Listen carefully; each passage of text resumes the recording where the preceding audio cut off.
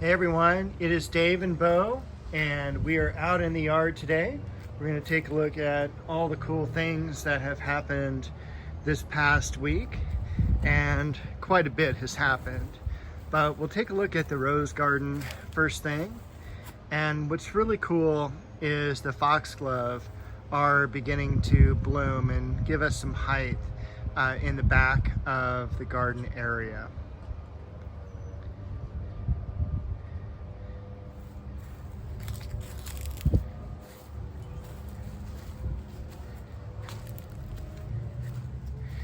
One of the roses that has opened recently is Just Joey, and this is a beautiful apricot blossom. There's a few others out on the market, such as Brandy and Apricot Nectar, which is a smaller blossom, but I think Just Joey is a fantastic addition to the rose garden. Beautiful red. And of course, that foxglove there in the background. I can't have asked more out of the apricot tree. It's done fantastic for the first year. The cherry tree is leafing out, and I was able to get in and do some cleaning and weeding this past week. Lynn Anderson.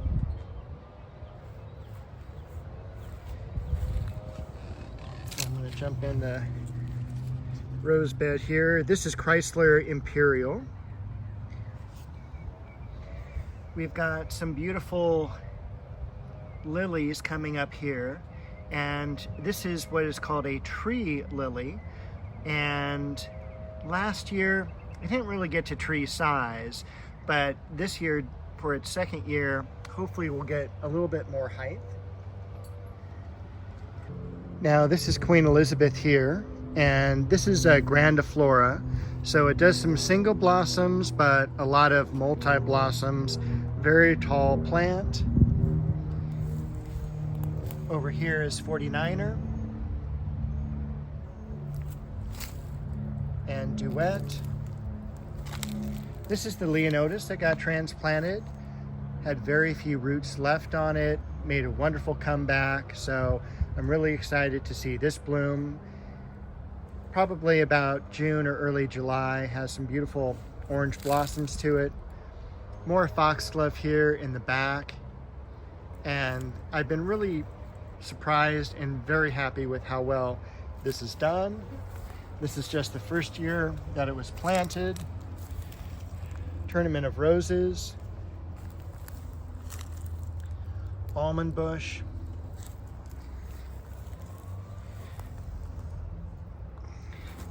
We did have a delphinium open up as well that I need to go back and stake.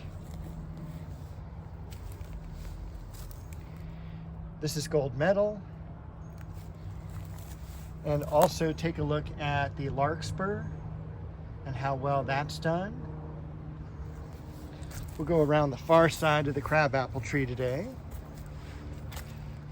And this is Touch of Class. Also an All-American Rose Selection winner, 1986. The Shastas have stayed in bloom a tremendously long time. More foxglove back here, banana shrub, pink clover. Now this is Legend. And I do not think that is commercially available. I may be wrong, but Legend was one of the varieties that I got when I worked retail as a grower. They always gave us a few ones that they were working on. I do know that that was a florist variety, because when you look at that bloom, that is a 3-foot stem on that. Centranthus seedling. Fuchsia blossoms. This variety here is Sonia. We've got the bacopa there around the tree. the thyme. This is Dunes Valley.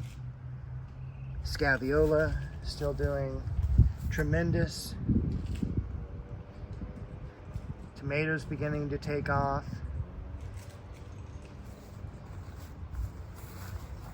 This is a Floribunda Margaret Merrill and some white Scaviola underneath. The one with the lighter foliage there is a hemlock and Judy Garland, Cecile Bruner, and that's getting toward the end of its first bloom series. Over here I did pull out some of the plants that were across the yard in the nursery. In fact, now that I think about it, we should probably put a few of those in more of a shaded area. Take a look at the peony. Being in Southern California, that is pretty remarkable that it comes into bloom. Dogwood tree.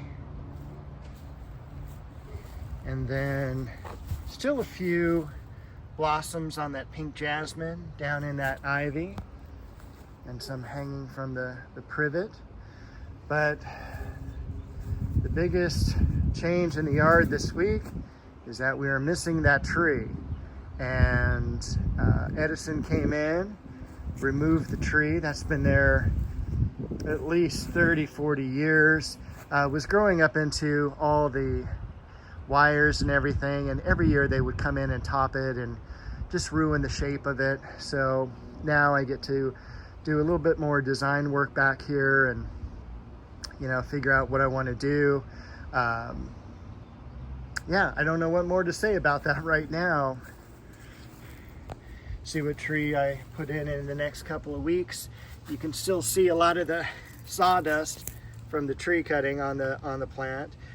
Bee balm, that'll be in bloom in a few weeks, as well as that heliotrope looking beautiful in the background.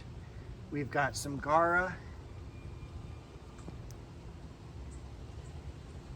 coming into bloom as well, along with all that oxalis that needs to be pulled out.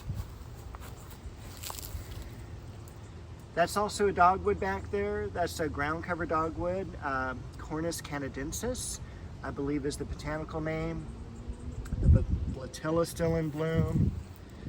And take a look at those blooms from the Alstroemeria.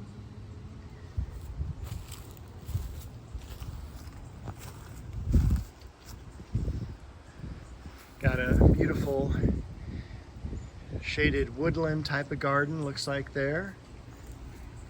Also, I need to get in and pull that ivy out, otherwise it's going to take over everything. It's beautiful daylily. Can't wait for that to come into bloom.